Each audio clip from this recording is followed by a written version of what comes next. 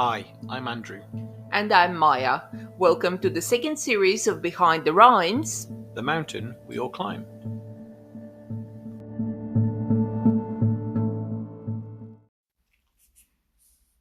Numbered letters. RIP. Letters on the news. Political verbiage. The meanings obtuse. 1.0 to 50,000. Not just numbers or statistics. Every number had a dream. Unmasked faces. Makes me silently scream. PPE means to me protection, sure, but more marks across my face and a nose so very sore. And while we drown in an avalanche of facts, the milk of human kindness tastes sour, the outlook dour. I only hope we can recover. What lies behind these rhymes? This comes from the time when I used to follow the news in the early stages of the pandemic. In fact, I had to stop listening to the news at one point and really haven't picked up since then. But it was all the stats that people get sort of thrown at them by their government. And I kind of felt that they were missing the point somewhere with these numbers. Why did you stop listening to the news? I was living the experience for myself on a day-to-day basis. I didn't need to see how bad things were according to what the news reported or what the politicians were saying. I could see that every shift. Towards the end of the poem, you express doubts and yet hope that we can recover after COVID. Do you mean as society, in our social contacts, economically? People had to make choices about whom they could see and be with, which has left certain people behind.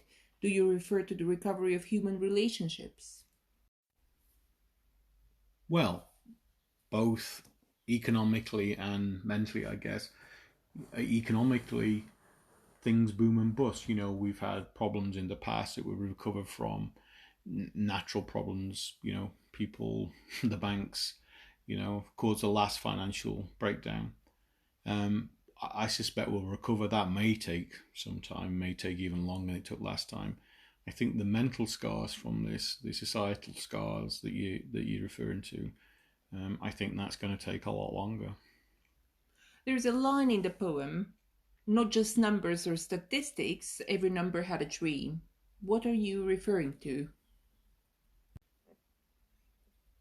It's interesting. Some of it is from my experiences where we weren't having visitors in sometimes when patients were end of life, and then the visitors that were coming in um, for their relatives' end of life were also having to isolate. Then I think it was 14 days at that point. So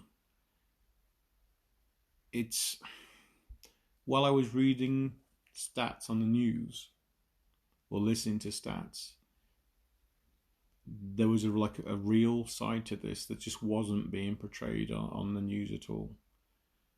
And I don't think people realise. I mean, they talk about sacrifices that medical professionals have made.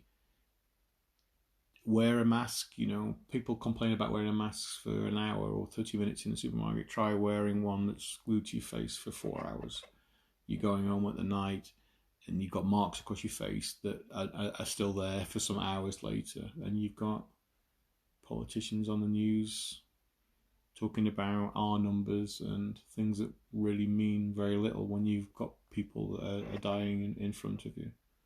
In some ways, you were very lucky to have appropriate PPE. At the beginning of the pandemic, I know that this was an issue for a lot of medical professionals who had to work without it or with compromised PPE, although they were aware that they were putting themselves at danger. So, do you refer in the third verse, you refer to PPE means to me protection. Is this the situation that you're trying to describe?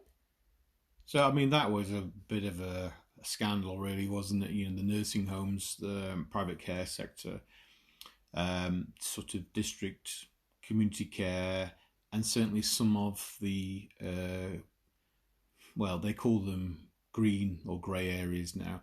Some of the areas where patients obviously had COVID, but the staff looking after them weren't given proper protection. It's scandalous, and I'm not moaning about marks across my face or the fact that I still have problems now with the skin pores around my nose just from flare-ups and that. I know people sort of died because of the mismanagement of PPE, and I think there's more scandals to come, and in fact they're coming out more and more sort of as we go on. There'll be an inquiry and some kind of resolution to all this, and people, I think, will be held to account, or they certainly should be held to account. I mean, what does 1.0 and things mean to you when you see stats on TV, on news reports, or in news articles? It just reminds me of the beginning of the pandemic, which is why I asked you the previous question, because now a year later we are having different challenges with vaccines, so people are focused on the current situation, which is normal. So it just reminds me of the beginning of the pandemic, when we just didn't know much about the virus, and medical professionals were the ones that had to be in it, as you described, rather than listen about it via the news. Now that you've explained all the meanings of numbered letters, would you like to read it again, please? Numbered letters. RIP.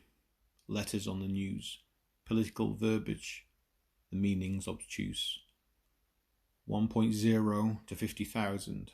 Not just numbers or statistics. Every number had a dream. Unmasked faces makes me silently scream. PPE means to me protection, sure, but more marks across my face and a nose so very sore. And while we drown in an avalanche of facts, the milk of human kindness tastes sour, the outlook dour. I only hope we can recover.